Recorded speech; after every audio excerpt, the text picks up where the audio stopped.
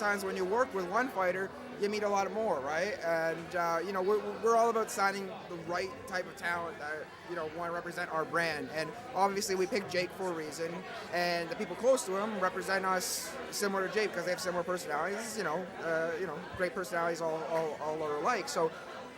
Gilbert Melendez is the newest addition to our stable here.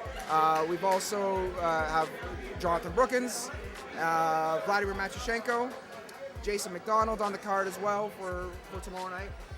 And these were all guys, obviously, that we saw something in that would represent the brand the way we want it to be represented. You know, we're not into just sponsoring anybody, right? It's about someone that's going to be, you know, represent the brand the way we want it to be represented. And Jason McDonald's a Canadian guy, class act. Everybody knows who he is.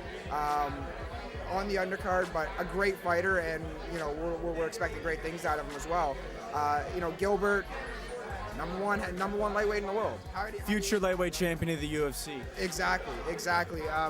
You know, and not only that, but like these are guys we hang out with. Like they become friends of ours now, and it's like they're really like the coolest people, you know, you really ever meet. Some fighters you meet, you know, they're not always so open, and you know what I'm talking about, right?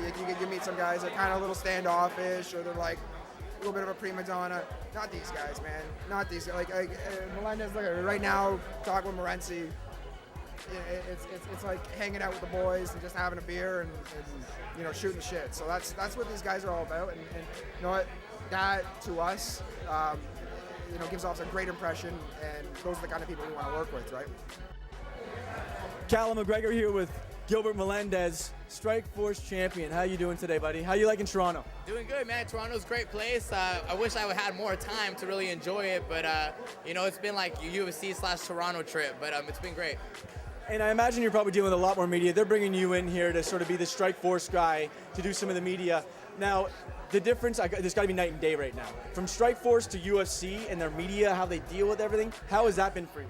It's been great. It's been one of my things that I've been, you know, I've kind of complained to Strikeforce about, or I use that as an, you know, a negotiating, you know, key for me when I was negotiating my contract with Strikeforce, comparing the marketing machine of the UFC, you know, and you know, I re-signed with Strikeforce, and all of a sudden UFC buys me out, and I got a great deal, and the marketing machine of UFC behind me. So it's been great. My Twitter doubled after my fight. Dana White says I'm a legit fighter, so now the world believes I'm a legit fighter. It's great, man. I love it, and then the marketing team's good, and I'm willing to work. I love the sport, you know, like I want to be number one, but I like really love this sport, and I want to take it to another level, you know. Nate, Jake, Nick, and I, we spar in this little ring, you know. That's what we grew up on, a little freaking ring. I swear to God, it feels like no room. We're forced to fight, you know, and that's our style, you know. So that's our initial style. You know, we're forced to fight. So you know, so now the cages are bigger, and we learn how to use footwork, but that's just our root, you know. That's our base, you know. What? To me, the Lions are the number one rankings out there. You know what I mean? A lot of people were choosing Robbie Lawler over Jake, but the line said Jake was the favorite. You know what I mean? That means he's ranked above him. Those guys are the ones who really do their homework. You know what I mean? So you know, hey man, I really feel like I'm number one in the world, and I'm not trying to be cocky or anything. I truly believe that, and it feels good to get that respect, but it doesn't surprise me because I feel like I've earned that, and I think if people see me fight, you know, I hope I'm, you know, some of those 55-pounders are shaking in their boots right now after seeing my last performance.